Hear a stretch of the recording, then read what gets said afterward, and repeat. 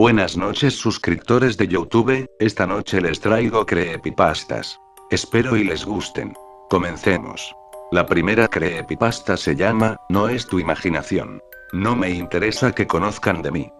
Yo solo contaré esta historia tal como me la contó mi amigo.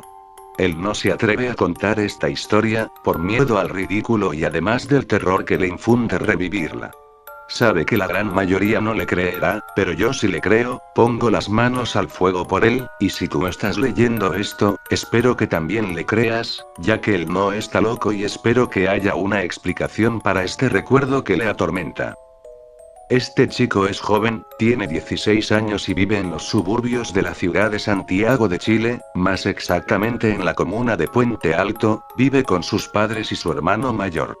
El chico es un joven completamente normal, sale con sus amigos, va a fiestas, le va bien en el colegio y no cree en fantasmas, ni en cosas sobrenaturales.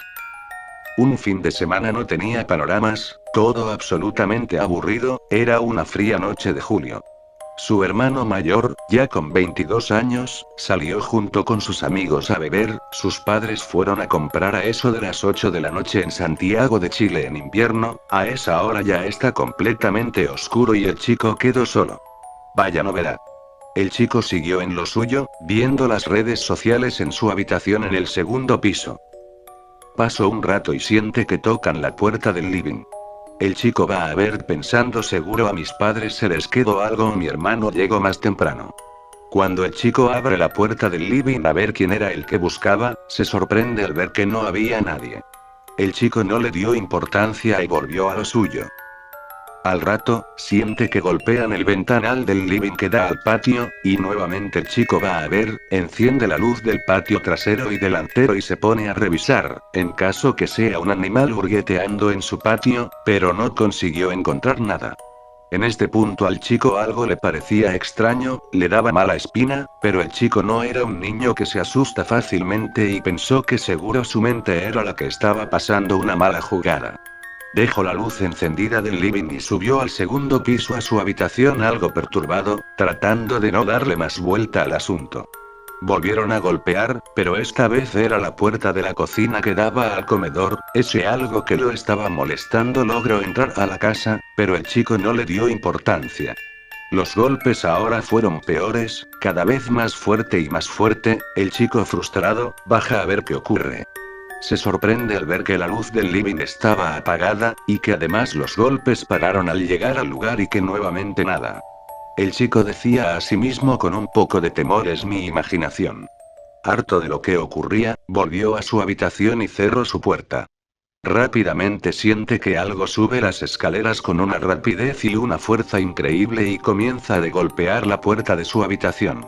El chico solo atinó a ponerse los audífonos al máximo volumen para ya no sentir los golpes, pero esto lo hizo peor, los golpes eran demasiado fuertes, parecía que iban a tumbar la puerta, ya no estaban tocando, estaban intentando entrar por la fuerza.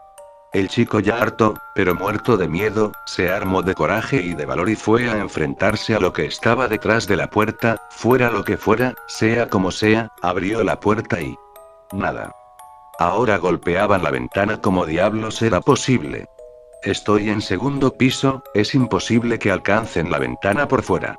Pensó el chico temeroso, intentó salir del cuarto, pero la puerta se cerró y se trancó, por lo cual el chico debió quedar en la habitación y él se repetía a sí mismo es mi imaginación, es mi imaginación, es mi imaginación, los golpes en la ventana no cesaban, al contrario, eran cada vez más y más fuertes, se reventó el foco que iluminaba su cuarto, en cualquier momento se iba a reventar el vidrio de la ventana del cuarto y el chico seguía diciéndose a sí mismo es mi imaginación, hasta que finalmente paró.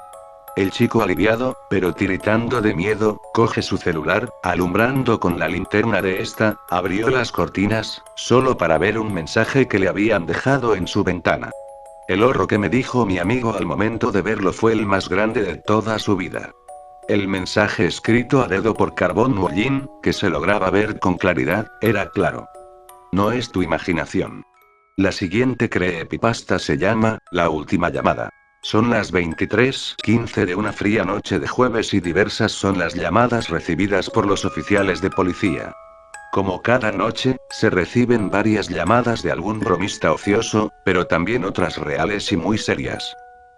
Transcurren las 23:45 cuando la oficial Jacqueline Ortiz recibe una llamada de ayuda. ¿Aló? ¿Policía? La voz denotaba miedo y nerviosismo. Buenas noches. Soy la oficial Jacqueline Ortiz. ¿En qué podemos ayudarle? Hay un hombre vestido de negro en la calle, que ha estado mirando mi casa por una media hora, no alcanzó a ver su rostro, pero ha estado allí inmóvil mirando, estoy muy asustada. Se podía apreciar el miedo y angustia al otro lado del auricular. La oficial con una voz serena respondió, mantenga la calma señora. Dígame su nombre y dirección para mandar una patrulla a ayudar. Se alcanzaba a escuchar la respiración de la señora por el auricular. Me llamo Ingrid Ramírez, y vivo el 853 de la calle El Cerezo. Por favor, estoy sola aquí, vengan pronto. El miedo crecía con cada segundo en la señora Ramírez, quien podía aún ver al acechador nocturno por la ventana de su habitación en el segundo piso. Mantenga la calma, ya va una patrulla en camino, espere en un lugar seguro por favor. No pasaron más de 10 minutos cuando golpearon a la puerta de la señora Ramírez, son dos oficiales de policía. La señora les abrió la puerta y con una expresión de alivio les dijo: oh, gracias al cielo que son ustedes, el miedo me estaba matando, y atraparon al extraño hombre de negro. Los dos oficiales se intercambiaron miradas hasta que uno de ellos levantó las cejas en señal de: dícelo, señora Ingrid Ramírez, ¿cierto? La sólida voz del oficial dio aire de seguridad para la anciana, que respondió rápidamente que sí a la pregunta del oficial. Señora, no encontramos a ningún tipo de negro frente de su casa ni en sus inmediaciones, ahora mismo otra patrulla está dando un ronda para localizar al sujeto, pero ¿está segura que lo vio y que éste vigilaba su casa? La señora con evidente molestia alzó la voz. Pero, qué desfachatez. Yo no estoy loca. Yo vi al hombre vestido de negro. Debió haberse escondido por algún lado, no se queden allí mirándome como si estuviera loca. Los oficiales moviendo las manos tratando de calmar a señora Ramírez, dijeron que estarían patrullando los alrededores.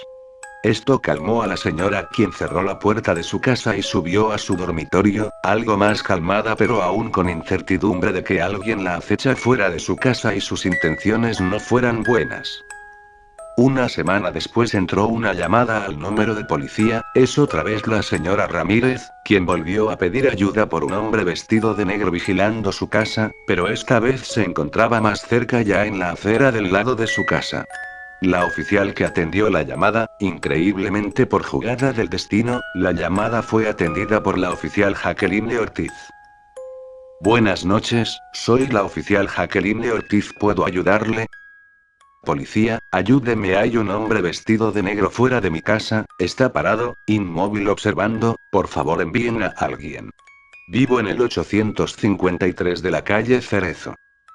La oficial recordó a la señora y el reporte de la última vez, en el cual no se encontró a dicho sujeto, pero aún así acogió la petición de la señora, enviando otra patrulla al domicilio de la señora.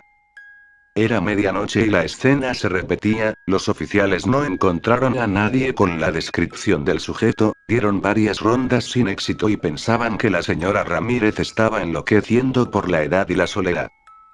Así pasó un mes, donde las llamadas de ayuda de la señora Ramírez eran cada vez más recurrente y con cada llamada era aún mayor el terror y la desesperación. Fue tanto que llegaban a poner patrullas frente a la casa y otras haciendo rondas frecuentes, pero nada ocurrió. Pasado un tiempo fueron retiradas. Habían pasado 2 semanas cuando nuevamente la señora Ramírez realizó una nueva llamada de ayuda a la policía, pero esta vez fue diferente. Le atendió la oficial Jacqueline, quien ya algo cansada de las falsas alarmas respiró profundamente antes de contestar. Buenas noches, soy la oficial Jacqueline Ortiz, ¿en qué puedo ayudarle? Intentando hablar con el tono lo más amable posible a las 1:12 de la madrugada. Por favor, ayúdeme, sé que he llamado antes por esto, pero es verdad, hay un hombre que está mirando por las ventanas de mi casa, cruzó la cerca y ahora está intentando entrar, por favor, soy una anciana que vive sola, vengan rápido por amor de Dios.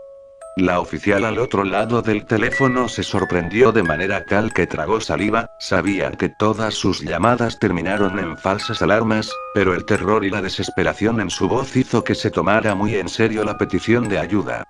Y rápidamente desplegó varias patrullas hacia el domicilio de la anciana. Jacqueline tenía la sensación de que si no se actuaba rápido algo horrendo puede pasar.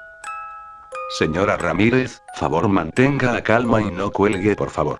¿En qué parte de su casa se encuentra ahora? En la cocina. El hombre está parado frente a la ventana de la sala de estar. Diríjase a su habitación rápidamente y asegure la puerta, trate de esconderse. Está bien, voy para. Crash. El sonido de la ventana romperse se alcanzó a oír a través del teléfono y la oficial soltando una maldición debido a estruendo y el sonido de los vidrios cayendo al suelo, hizo que alzara la voz. Rápido, señora Ramírez, corra a su habitación. La anciana subió las escaleras lo más rápido que pudo y gracias a que usaba un teléfono inalámbrico pudo mantenerse comunicada con la oficial. Señora Ramírez, ¿se encuentra bien? Por favor, responda sí, sí. Estoy aquí, me encerré en mi cuarto.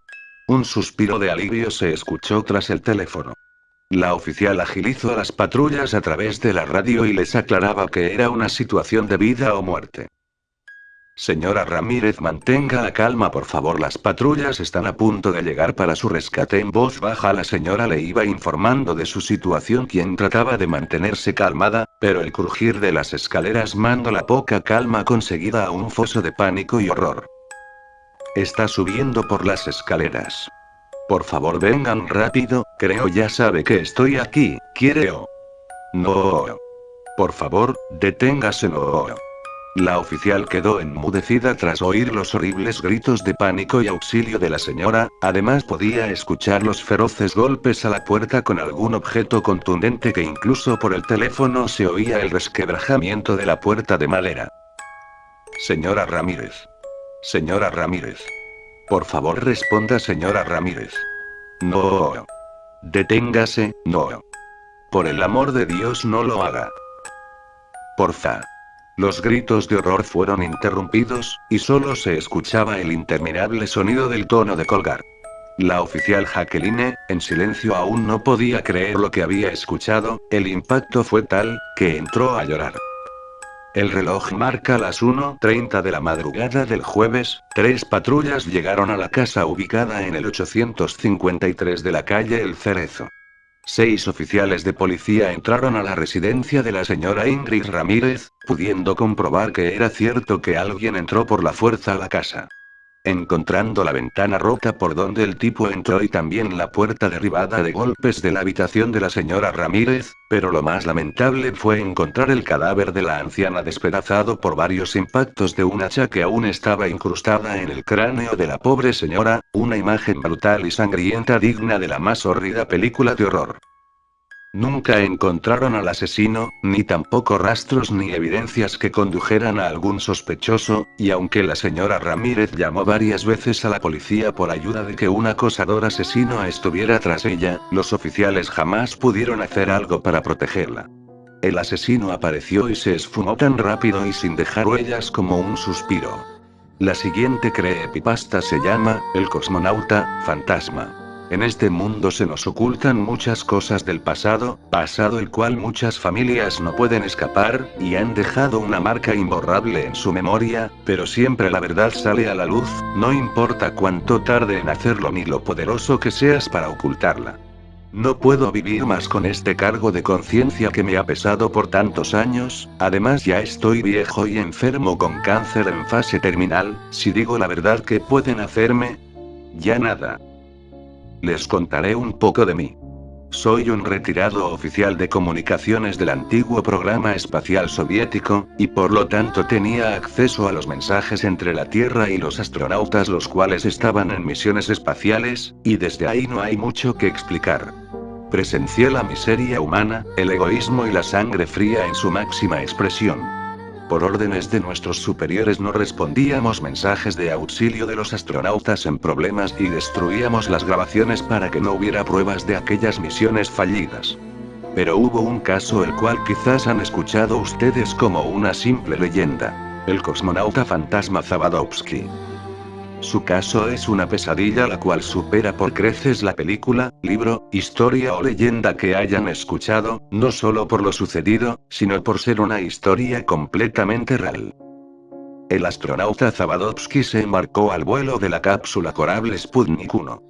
Todo en un principio estuvo sin complicaciones, pero de pronto todo se fue al demonio.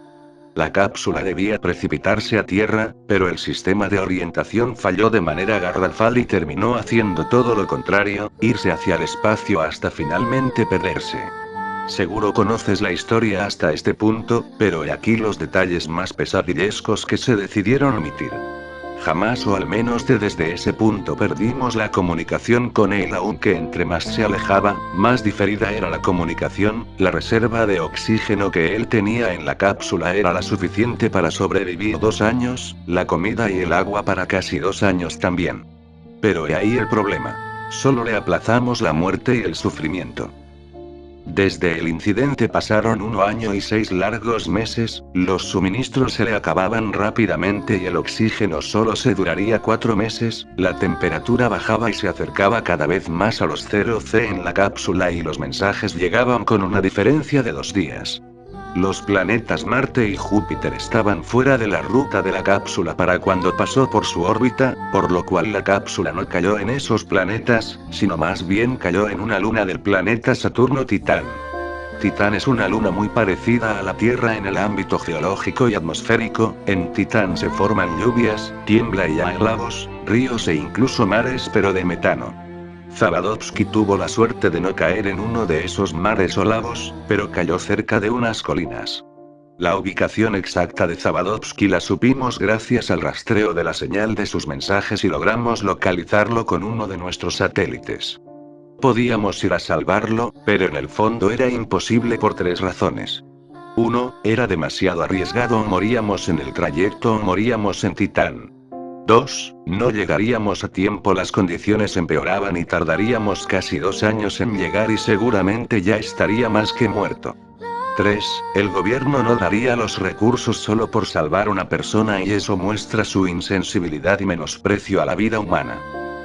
Zavadovsky era soviético, por lo cual estaba acostumbrado a inviernos crudos, pero eso era demasiado para él. En la cápsula la temperatura era de -5°C y en el exterior era de -150°C, por lo tanto, no tenía cómo protegerse del frío y además las lluvias de metano no cesaban. El alimento finalmente después de 2 meses en Titán se le agotó y el agua estaba a punto de agotarse. Además, su salud mental empezó a decaer notablemente y se notaba por los mensajes que enviaba, el cual no respondíamos por órdenes de nuestros superiores, pero escuchábamos todo lo que ocurría. Pero había algo que en un principio nos parecieron alucinaciones de él, pero más tarde nos dimos cuenta que era muy real. Zavadovsky reportó ver figuras humanoides por la ventanilla hacia las colinas, las cuales no dio muchos detalles de su aspecto físico, solo que su estatura era aproximadamente de 2 metros de alto y bastante delgados. Comenzó a reportar que miraban con curiosidad la cápsula y que se acercaban lentamente. Comenzamos a creerle cuando por la radio sentíamos que en las noches él sentía como hurgueteaban la nave por fuera y en los mensajes por audio se sentía como el metal sonaba en el exterior y golpeaban y subían por el techo de la nave. Rápidamente nuevamente empezamos a ver por las imágenes del satélite que teníamos disponible la ubicación de Zavadovsky en Titán y veíamos figuras extrañas cerca de la cápsula y cómo estaban observándola e incluso examinándola por fuera. Finalmente, después de unas semanas, no supimos más de él. Oímos un grito de que el rostro de uno de esos seres estaba apoyado en la ventanilla observándolo detenidamente, oímos como de pronto se rompe la ventanilla y golpean con fuerza la cápsula y finalmente se corta la comunicación. Inmediatamente fuimos a ver las imágenes del satélite para ver nuevamente la ubicación de la cápsula y nos pillamos con la enorme sorpresa de que no estaba allí, se la habían llevado. Si el mensaje no hubiera llegado 2 días tarde, sabríamos algo más de nuestro camarada Zabadovsky, pero lo que sucedió con él es un misterio. No sabemos cómo murió, o si realmente murió ese día, ni qué eran esas cosas que él decía y observamos por las imágenes que vimos por el satélite. Lamentablemente ya no lo sabremos. Después de lo ocurrido, el gobierno ordenó destruir la evidencia de aquel incidente. Grabaciones, imágenes, documentos, etc. El caso fue eliminado y nunca más se debía tocar el tema ni hablarlo. El mundo no sabría lo que ese día ocurrió hasta este día. La última creepypasta que les dejo se llama La criatura. Todas las personas no hablaban más que de la criatura. Este ser había aparecido hace unos días atacando a personas a altas horas de la noche. Quien era atacado por él aparecía descuartizado al día siguiente. Pero solo atacaba a personas que iban solas, así que todos se aseguraban de ir en grupos a altas horas de la noche para evitar ser atacados por esa cosa. Manuel era un hombre que trabajaba en una fábrica que quedaba un poco retirada de la ciudad. Al igual que en toda la ciudad, la criatura era tema de conversación y todos seguían las medidas necesarias para estar a salvo. Pero por ciertas cuestiones, un día Manuel se quedó hasta tarde trabajando. Necesitaba dinero extra para su madre que estaba muy enferma y cuando le dijeron que hiciera horas extras, él aceptó sin dudarlo. Durante todo el día sus pensamientos estuvieron ocupados en su madre, en que con el dinero extra podría comprar los medicamentos necesarios para que se recuperara. Pronto llegó la tarde y con ella la noche. Manuel salió de la fábrica a la parada del autobús. Se alegró al ver que habían más personas, porque había que tener cuidado debido a la criatura que andaba por allí. Pronto subió al autobús, y en ese momento comenzó a sentir que alguien lo observaba. El autobús seguía su marcha, pero Manuel sentía esa extraña sensación. Miraba a través de las ventanas y cerca de una arboleda pudo ver una sombra que se movía rápidamente.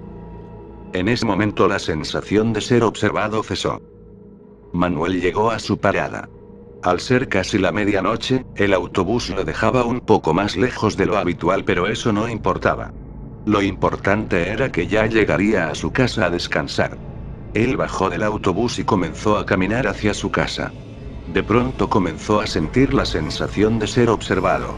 Empezó a acelerar el paso, y entonces comenzó a escuchar una respiración jadeante, como la de alguien que está muy cansado. Se sentía muy incómodo, pero ya llegaría a su casa.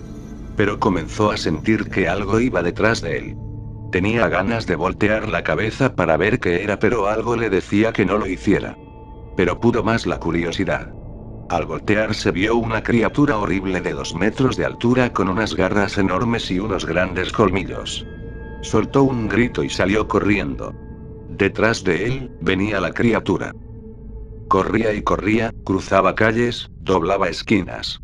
No comprendía por qué las calles estaban desiertas, no se veía ningún auto, no oía ningún ruido. Como si todo el mundo hubiera desaparecido en este momento.